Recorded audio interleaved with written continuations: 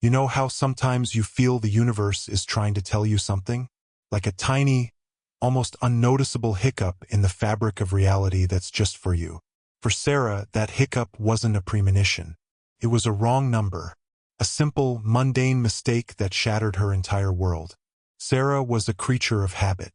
A librarian in a small town in Oregon. She found solace in the quiet hum of the stacks and the smell of old paper. Her life was a carefully constructed fortress of routine. Every morning, a black coffee with a splash of oat milk.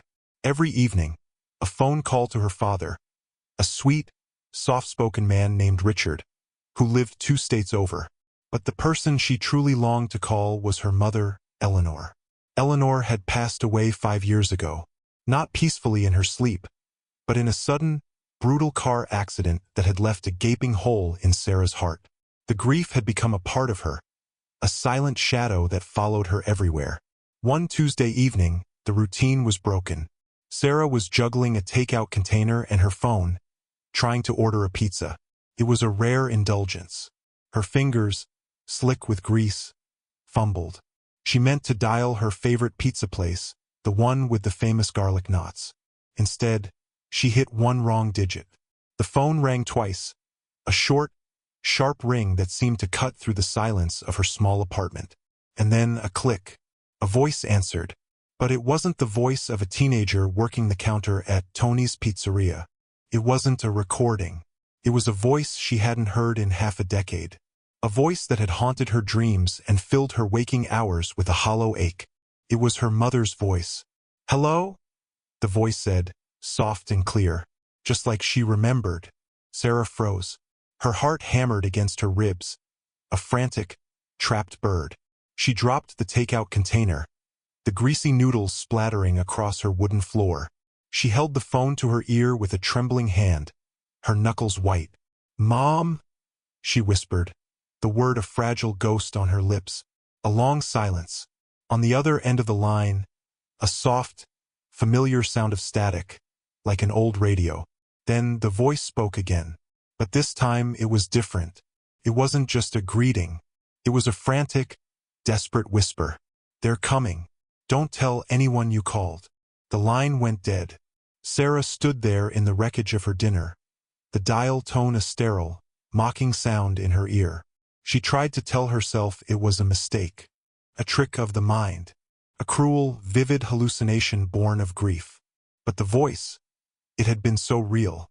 The cadence, the slight rasp in her throat, the way she pronounced Sarah's name. It was unmistakably Eleanor. She tried calling the number back, again and again, but the number was no longer in service. The world, which had been so predictable just moments before, had just been turned on its head. A wrong number, a simple misdial. And now Sarah was left with a chilling message and a question that gnawed at her soul.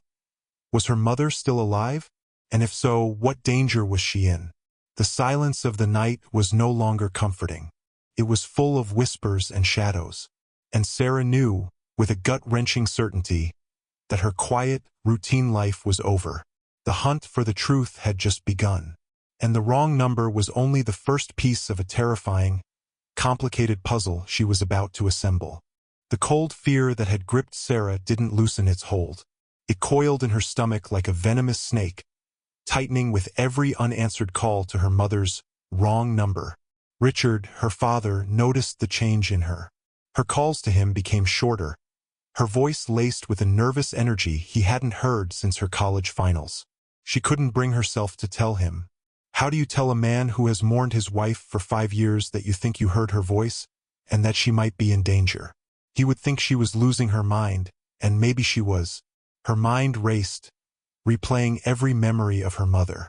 Eleanor wasn't just a mother. She was a force of nature. A brilliant, fiercely protective woman who had worked as a research scientist for a major pharmaceutical company. She'd been on the verge of a breakthrough, a new formula that could have revolutionized medicine. But then, the crash. The official report said a distracted driver, a slick road, and a cruel twist of fate. It had all seemed so open and shut. Too open and shut in retrospect. A week passed in a haze of sleepless nights and frantic, whispered searches on her laptop. She dug into old newspaper archives, pulled up the police report from the crash, and even found her mother's old work files, meticulously organized on a flash drive she'd found in a box of her mother's things. Nothing. Just the same tragic story she'd been told 1,000 times. But the voice, it echoed in her head. A siren's call she couldn't ignore. She decided to start small. The pizza place. It was a long shot, but what if the number wasn't a complete wrong number? What if it was a number that had been reassigned? She walked into Tony's pizzeria. The smell of oregano and cheese a familiar comfort that now felt alien. A young man with a crooked smile and a name tag that read Leo was at the counter. Sarah, trying to sound casual, asked if the number for the pizza place had changed recently. Leo scratched his head, thinking. No, it had been the same for as long as he'd worked there.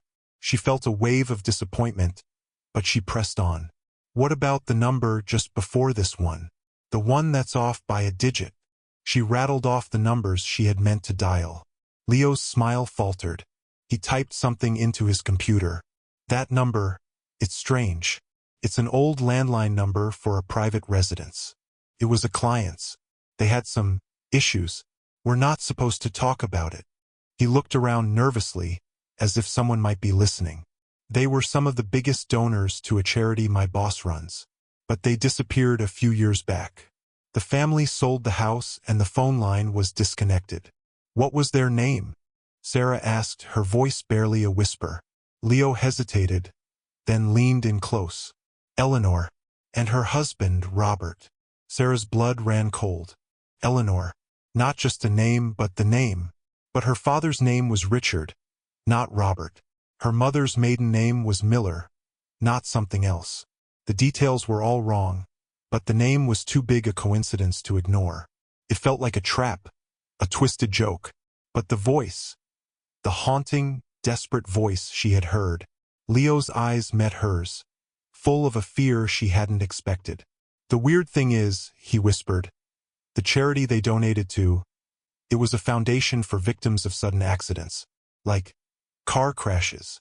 A sickening sense of dread washed over Sarah. Her mother's death, the charitable foundation, the number that had seemingly belonged to another woman named Eleanor.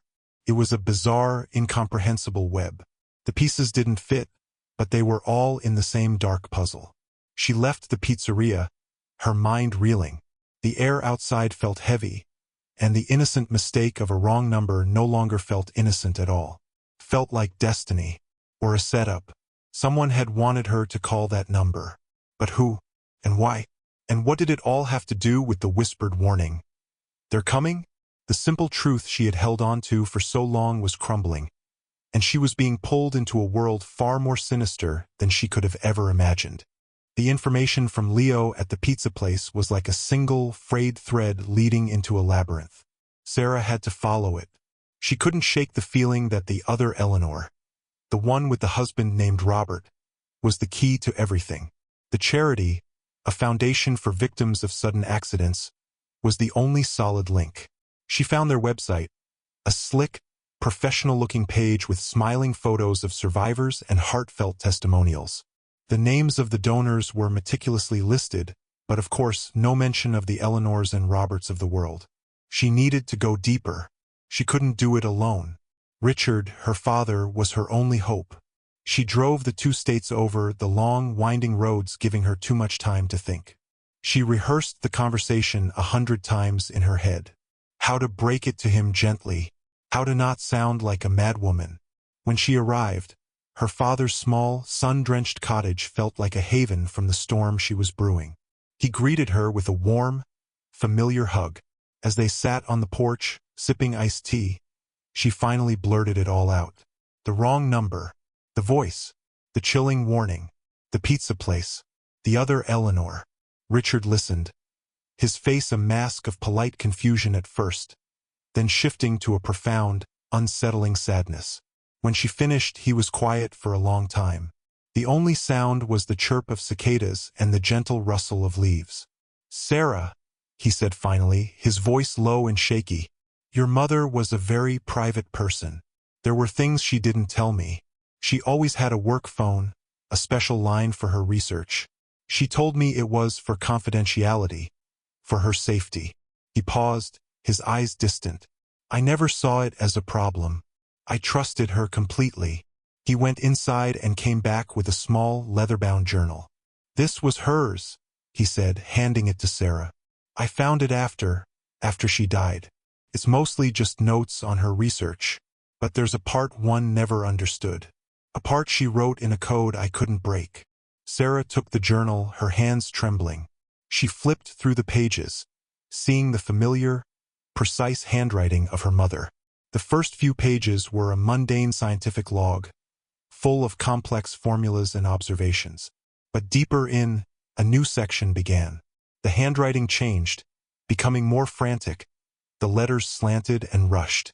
And then the code.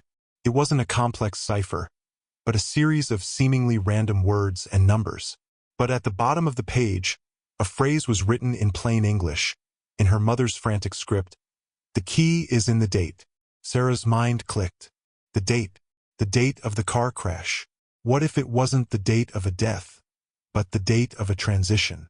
A date that marked a new beginning, or the end of a long-held secret. Suddenly, a new thought, a more terrifying one, struck her. The charity, the foundation for victims of sudden accidents. Was her mother's death a public facade? A carefully constructed lie to explain her disappearance? If so, why? And who was Robert? She decided to call the phone number again, the one from the pizza place, just on a whim, to see if anything had changed. She dialed, her finger hovering over the final digit. A voice picked up instantly, but this time it wasn't her mother. It was a cold, calm, professional male voice.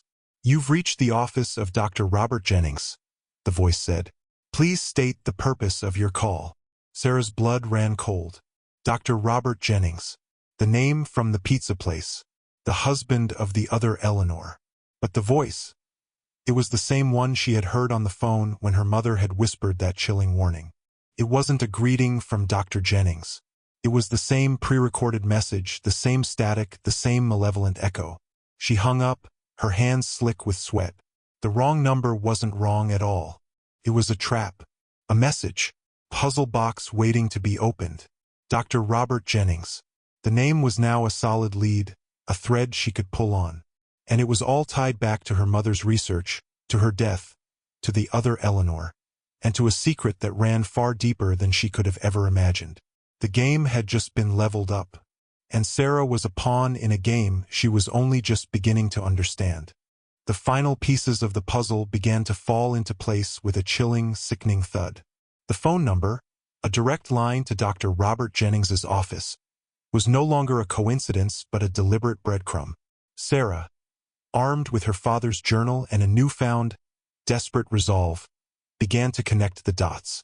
The code in her mother's journal wasn't a code at all, but an equation, a formula for a protein sequence.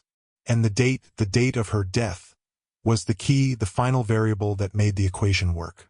She discovered that the formula was a genetic therapy, a radical, experimental treatment that could alter a person's physical and biological makeup, essentially creating a new person.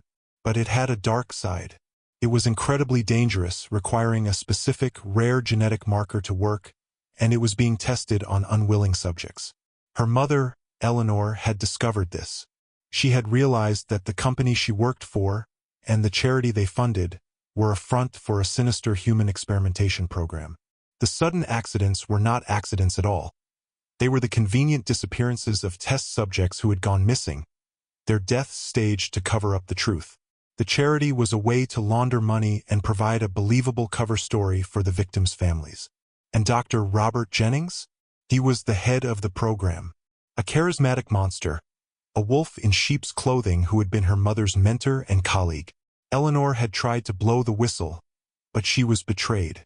She had faked her own death, using her research to create a new identity for herself, a new life in hiding, to protect herself and her family from Jennings and his network. The other Eleanor, the one with the husband named Robert, was a fictional persona, a carefully constructed alias to throw off any suspicion. The phone line was a decoy, an answering machine set to pick up with a pre-recorded message, the same message Sarah had heard. But in her haste and grief, Sarah's mother had made a single crucial mistake. The phone number, her one link to the outside world, had been reassigned from an old, now-defunct pizza shop line. She had just one chance, a single moment of opportunity to leave a message for Sarah. That was the night of the wrong number. Eleanor, trapped and knowing her time was running out, had called her old number, hoping against hope that her daughter, her only hope, might one day dial it by mistake. She had left a frantic, last-ditch warning on the voicemail. A voice memo she had left behind for Sarah. A voice memo that would only be triggered if a specific number was dialed. A number so close to the pizza place that it was an easy mistake to make. She had been found. They're coming. It was the last thing she had ever said to her daughter. Sarah's life was no longer her own. She was no longer just a librarian. She was the final piece of the puzzle, the inheritor of a terrifying truth. She had the journal, the code, and the terrifying knowledge of what had happened to her mother. She had to expose them. She had to use her mother's research to bring down Jennings and his evil empire. The risk was immense. They knew she was there now. They had been listening. The story of the woman who called the wrong number is a reminder that sometimes the most mundane things can have the most terrifying consequences. A simple misdial led to a truth so shocking, so brutal, that it turned one woman's world upside down and forced her to confront the darkness that lies beneath the surface of a seemingly normal life. It is a story about a daughter's love, a mother's sacrifice, and a legacy of courage passed down through a simple, whispered warning on a cold Tuesday night. I know this is a lot to take in, but if this story resonated with you, if you were captivated by Sarah's journey, don't forget to like this video. Hit that subscribe button and ring the notification bell so you don't miss our next chilling tale. We've got more stories that will make you question everything you think you know about the world. You won't want to miss them.